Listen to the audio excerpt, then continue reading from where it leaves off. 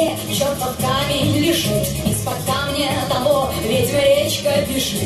Прозрачно на вид ведьме речки вода, пить не надо ее никому никогда. Жаркую и стужу жгучую, чтобы не было беды, не пей ни в коем случае ты ведьминой воды. И зря солнце спрятано в крапиву и реке, и ты ее заклятую не пей, не пей, не пей. Кто из ведьмы реки, той водицы отпил, позабудет навек все, что раньше любил, и опять прибежит на кривой бережок, и с улыбкой козлы скажут здравствуй.